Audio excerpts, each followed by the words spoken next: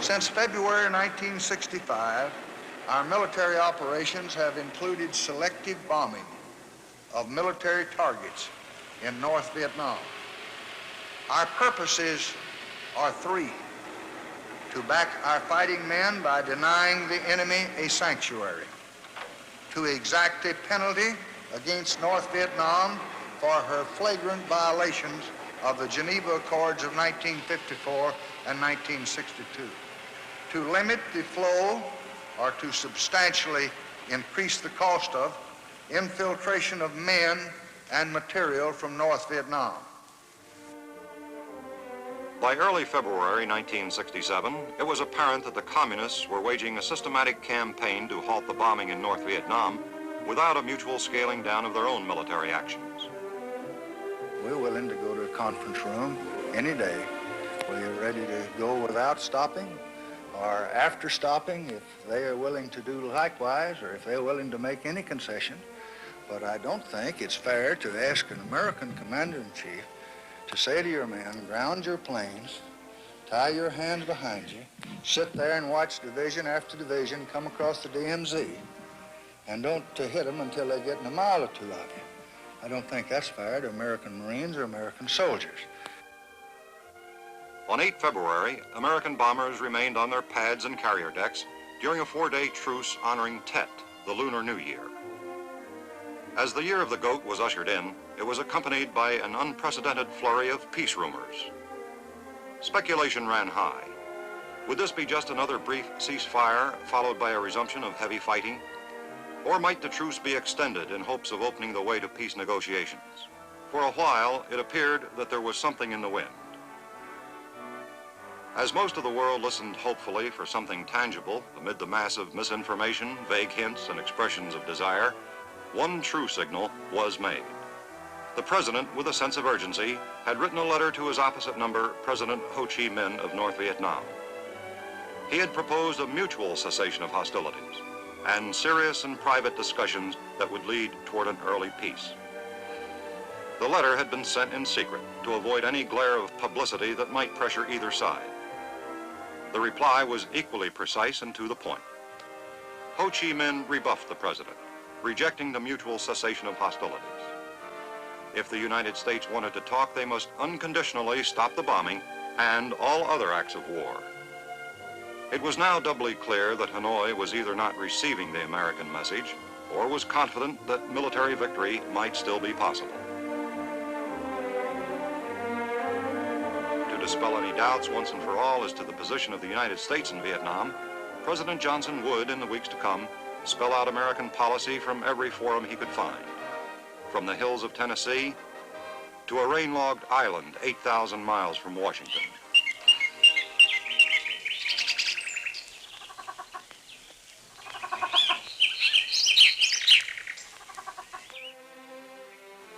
If the January weather in Washington had been unseasonably warm, February made up for it. One of the most crippling snowstorms of the century paralyzed the East Coast.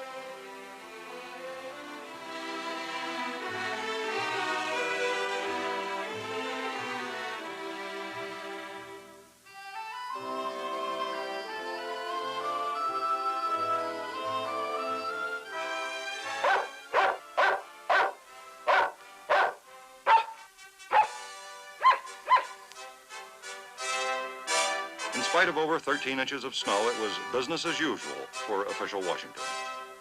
The chief executive set an example for the hundreds of departments and agencies under him by pressing forward with the day's business on schedule. First on the agenda, receiving credentials from newly appointed ambassadors. If the severity of the East Coast winter was a shock to the ambassador from the Yemen Arab Republic, it was old hat to the ambassador from Malta, Arvid Pardo. Ambassador Pardo has served with distinction in past years as the ambassador to the United Nations for the mission of Malta.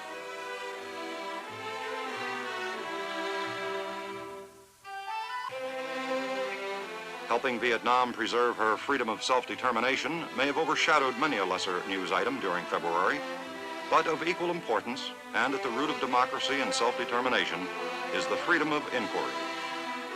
Not only must it be guarded, but it must be extended. In the East Room of the White House, the president did both.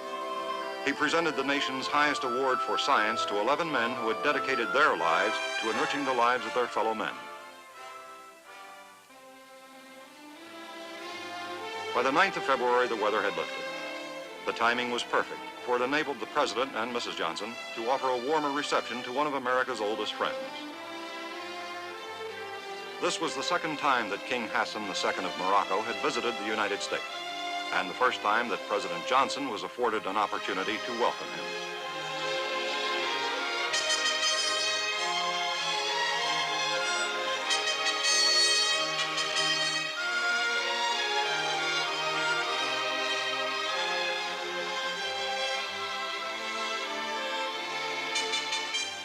To America, Morocco is not only an ancient friend, but a modern partner as well. Following American industrial, economic, and agricultural leads, the young monarch seeks to assure each of his people a life of dignity and value. King Hassan also assured the President that he was doing his utmost to strengthen the basis for democracy in Morocco and to guarantee his people their freedoms. Knowing that King Hassan is fond of ballet, the President and Mrs. Johnson arranged for a performance of the Moor's Pavane, a modern dance based upon the classic Othello tragedy.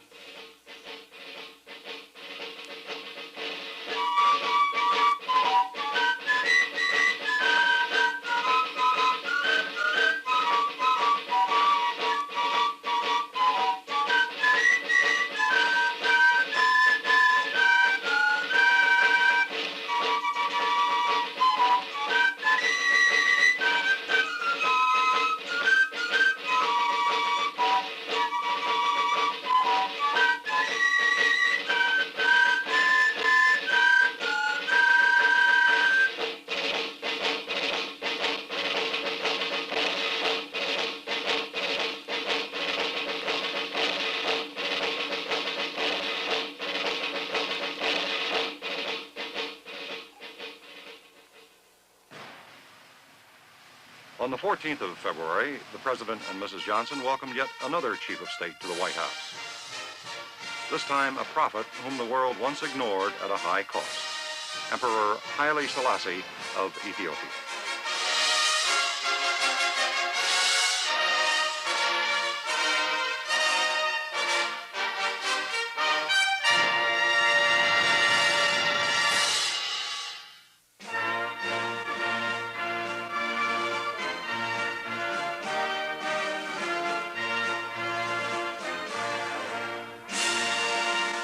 The President remarked in a toast to the Emperor that the betrayal of Ethiopia was a turning point on the road to aggression and war. Its lesson has been etched into our memory and has spurred us in building a world where solid commitments are no longer just scraps of paper. At that moment on 14 February, no commitment was more firm than America's stand in Vietnam.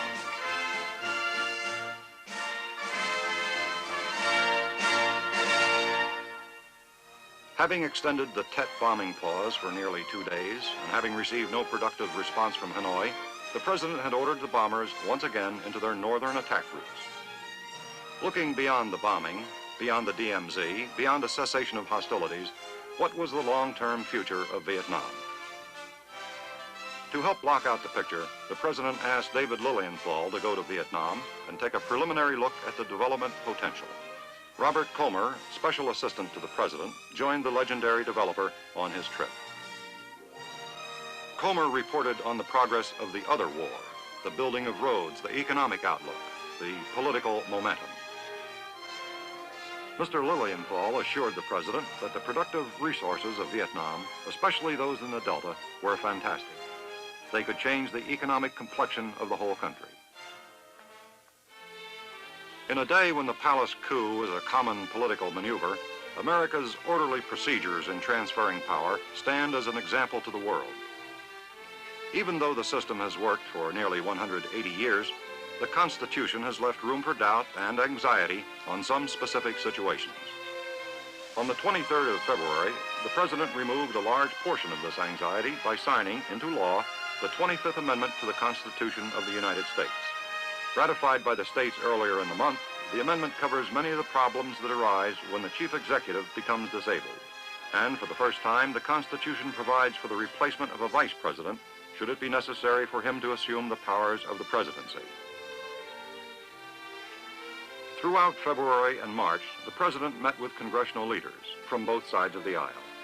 He sought an effective partnership between the executive and legislative branches, a partnership that would build upon the social and economic progress that had already been hammered into law by the 88th and 89th Congresses.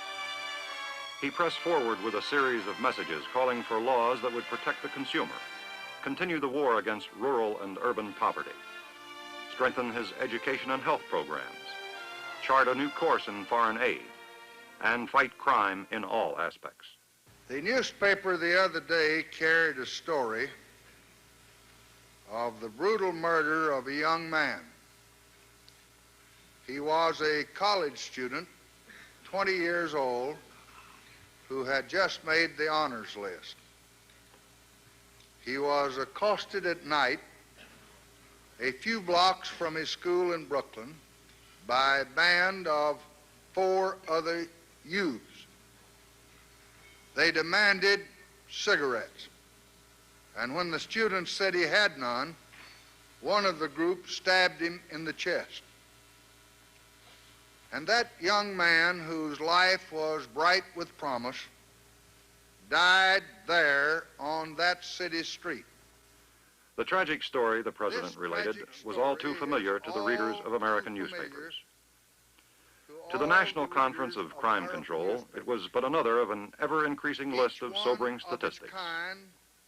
In a dinner speech to the 700 members of the conference, the President urged for passage of his Safe Streets and Crime Control Act. Public order. I said to the Congress in my message on crime in America, public order is the first business of government. So I have come here to meet with you tonight because we are allies in the maintenance of public order. We share a trust which this nation has reposed in us. So together, let us make it clear beyond the possibility or peradventure of doubt or disbelief that given the weapons we need, our war on crime in this great country of ours, from this hour on, from this night on, with this little guard of courageous and enlightened leaders, this war on crime will be unremitting. Thank you and good night.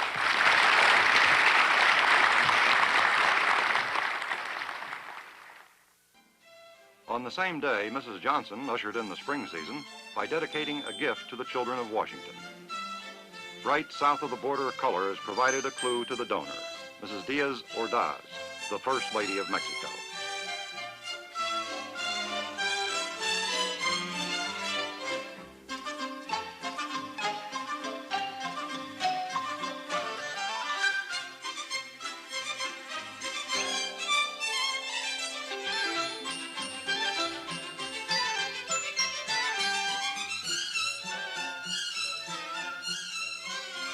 Improprieties on the part of the audience would have to be forgiven, for the youngsters were impatient to get on with the show.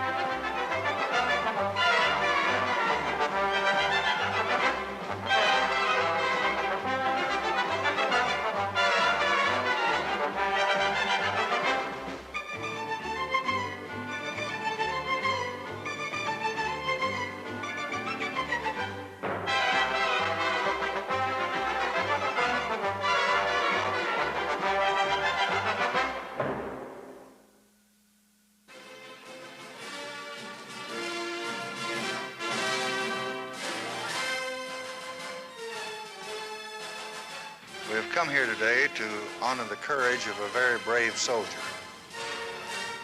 His was a very special kind of courage, the unarmed heroism of compassion and service to others. The conduct of Specialist 6, Lawrence Joel, reflects, I believe, the role America itself must play on every battlefield of freedom. Wounded twice, Specialist Joel crawled for more than 12 hours through unceasing enemy fire to bring others of his fellow men to safety. It is a terrible truth that suffering is so often the price of freedom. But freedom is indivisible. To protect it in distant Asia is to maintain it here in America. For 1967, according to these... On the 9th of March, the President held his 98th news conference. He cited evidence that the economic pressures of the past year had eased. So the actions that we took last fall, with the cooperation of the Congress, have helped to do what we thought very much needed to be done. The imbalance in our economy that we were aiming at has now been righted. We said that we would restore the tax incentives when appropriate and when the suspension was no longer needed. The suspension is no longer needed, and I propose that we restore the investment incentives. The President's eagerness to go more than halfway in seeking peace negotiations was implicit in the letter he had sent to Ho Chi Minh. But neither this letter nor Ho Chi Minh's reply could be revealed. Each day that we are ready to speak unconditionally or conditionally, and the problem with all of those who love peace, and I think most of us do, is not with this government. I see nothing in any evidence that I have that would give me any indication that they've had a change of mind or that they're willing to take any serious action to stop this war. I'm searching every day. I'm following every lead I can. I hope that we'll find something the beginning of every week, but I can't give you any assurance now. Viewers If the road to peace negotiations seemed distant and discouraging, the President could take satisfaction in the progress of the other war, the slow but sure shaping of a political-free, economically sound Vietnam. I do think that Mr. Comer brought back an optimistic appraisal of the situation in Vietnam. I think that we've made great progress there. It's been only 18 months since we sent our troops there.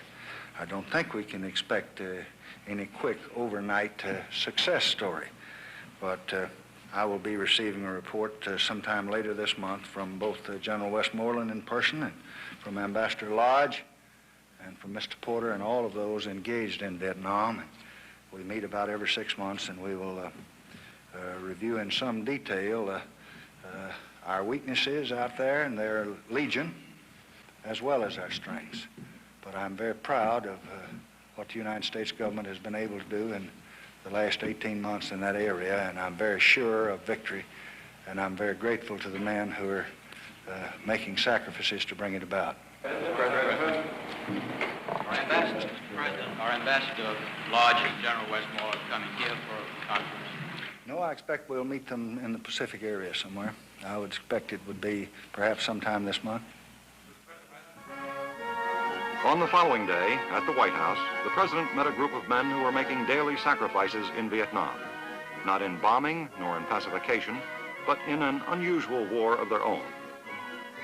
In the midst of enemy fire, these men reached out and brought back to safety, from the jungles, from the mountains, and from the seas, their comrades who had been downed in combat.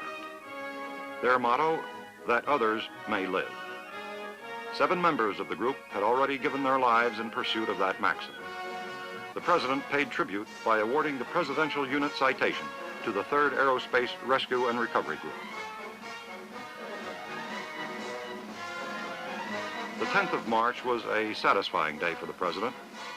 Not only was he able to commend the nation's best, but he saw the son of an old friend from Texas rise to new ranks in the government.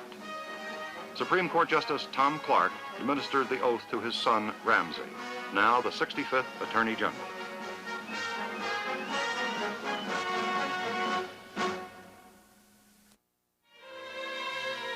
On March 14th, the United States was not only standing firm in Vietnam, but was again demonstrating her flexibility, her willingness to negotiate if constructive proposals were put forth. Ambassador Arthur Goldberg relayed a new formula for peace to the President, a formula drawn up by Secretary General U Thant. On March 15th, under Secretary Rusk and Ambassador Goldberg's direction, we promptly replied, welcoming the proposal and noting that it contained constructive and positive elements toward bringing a peaceful settlement of the Vietnam conflict. It would be 3 days before the United States would formally reply to U Thant's proposal, but the proposal was acknowledged to be a serious one and workable. It would have the full consideration of the administration. None of the great society ventures hold more promise for the nation's future, nor is closer to Lyndon Johnson, than those involving education. Pancho Mancera is living proof of this. He is symbolic of all children who, through Head Start and Teacher Corps, are being given a real chance in life. On the 13th of March, Pancho helped Mrs. Johnson launch her education tour, Adventures in Learning. Today is an important one for me because it marks the beginning of a journey I am taking to some of the classrooms of this country. A journey that will take me during the next 3 days to West Virginia, Tennessee, and North Carolina.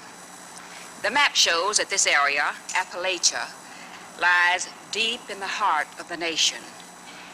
It is no less deep in the heart and the thoughts of the President. In Charleston, West Virginia, Mrs. Johnson met the first of what she called the flesh and blood statistics that lay behind the 18 education bills that Lyndon Johnson had signed into law.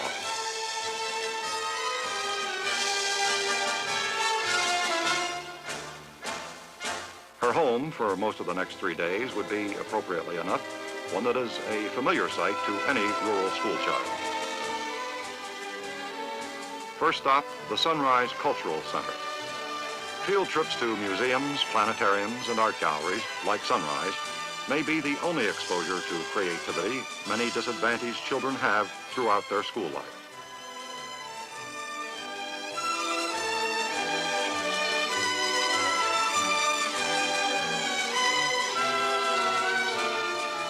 And the same federal programs that make these trips possible also provide for some more basic necessities: sound nourishment, a well-rounded daily diet, and even medical and dental care.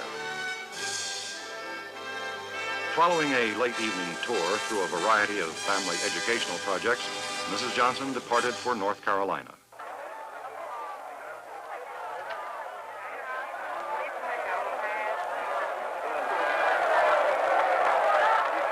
She concluded her first day on the road with a visit to the home of Thomas Wolfe, one of America's greatest writers.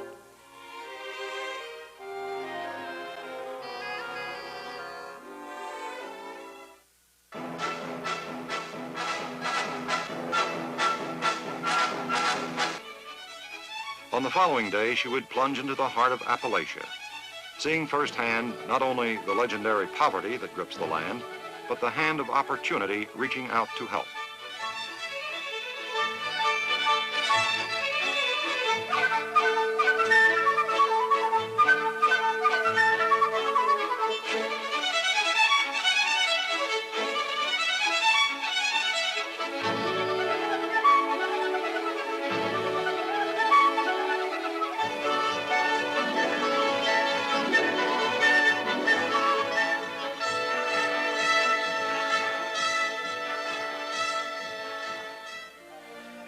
Pancho comes from California, but he has his counterparts on the East Coast and in the southern hills. The Panchos, wherever they may live, can all be reached. At her next stop, Mrs. Johnson would see some of the specific methods used to give them a chance.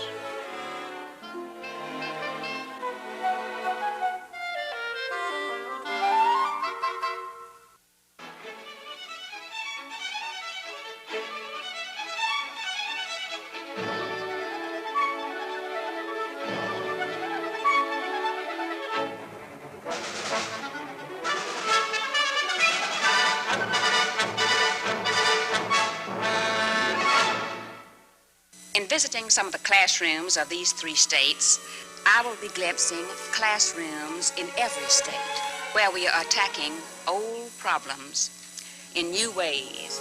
There is a great new fever for learning in this country and a greater commitment by government to wipe out illiteracy than ever before. At Western Carolina College, Mrs. Johnson concluded her second day of the trip by dedicating a new library, made possible by federal aid to education. Over the years, perhaps the sharpest single distinction between America and the other nations of the world has been this: we have regarded education as a right, not a privilege. Through free public education, we have helped all men to rise to their fullest measure. As the press followed Mrs. Johnson through the southern mountains, a parallel story was developing. The president had announced that he would meet Ambassador Lodge and General Westmoreland the following weekend in Guam, and in a surprise move would join Mrs. Johnson the next day in Tennessee.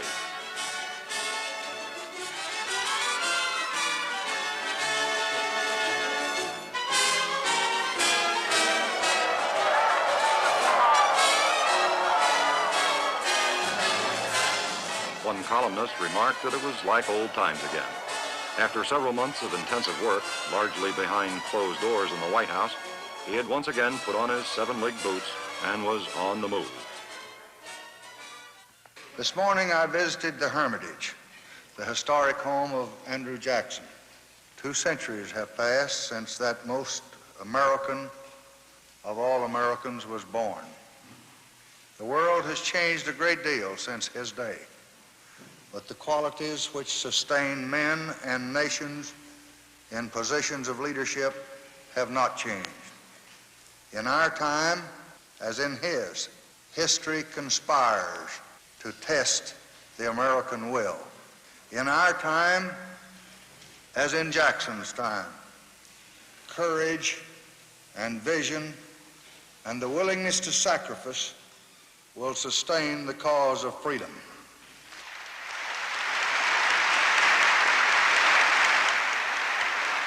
Moments later, before a joint session of the Tennessee State Legislature, the President made a detailed and comprehensive summary of the war. He made it clear that America's stand in Vietnam could be a cornerstone for an independent Asia, full of promise for her long-suffering peoples.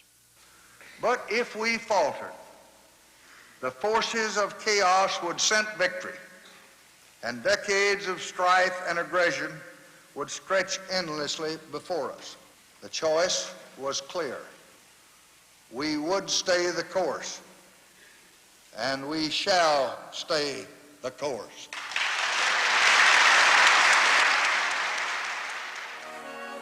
Two days before the President was due to arrive in Guam, he instructed Ambassador Arthur Goldberg to deliver America's formal reply to U Thant's peace proposal.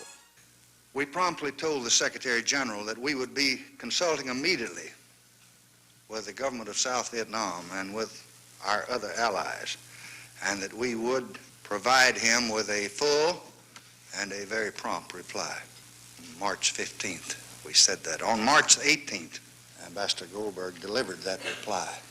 It was positive. It was definitive. It was affirmative. With America and her allies backing U Thant's most recent proposal, it now remained for the United Nations to hear from Hanoi. This would not happen during the Guam Conference.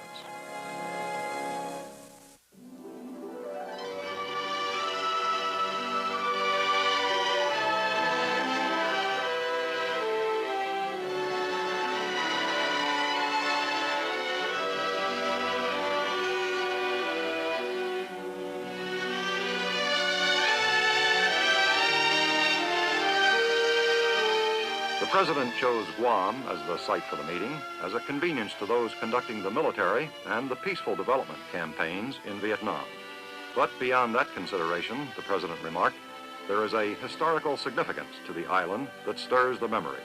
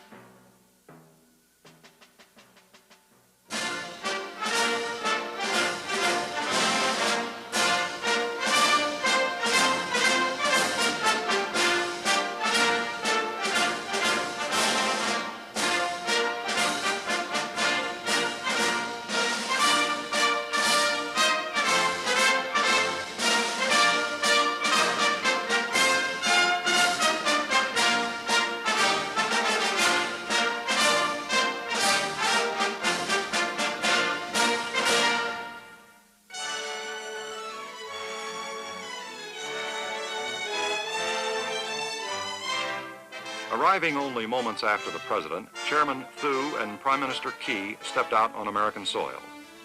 They had met in Hawaii in February of 1966. Talks then were of plans and hopes. And now, over a year later, the atmosphere is one of progress. It would be the common task of both President Johnson and leaders of the Republic of Vietnam to extend that progress, and in the conference rooms on Guam, to chart the course for the future of Vietnam. Spectacular disclosures, sudden solutions, major military moves were not the purpose of the meeting. It was conceived as a working conference, whereby the leaders of both governments could exchange their views face to face across the table. Discussions delved into the military front, where the initiative was lying more and more with the Allied forces. they reviewed the pacification and revolutionary development programs. One indication that these programs were succeeding was the increased Viet Cong efforts to intimidate and terrorize the teams. They studied the initial plans for long-range economic development initiated by David Lilienthal and his Vietnamese counterpart. President Johnson introduced a new team of representatives for the American mission in Saigon. Succeeding Ambassador Henry Cabot Lodge, who had served with distinction for 2 tours of duty, would be Ambassador Ellsworth Bunker.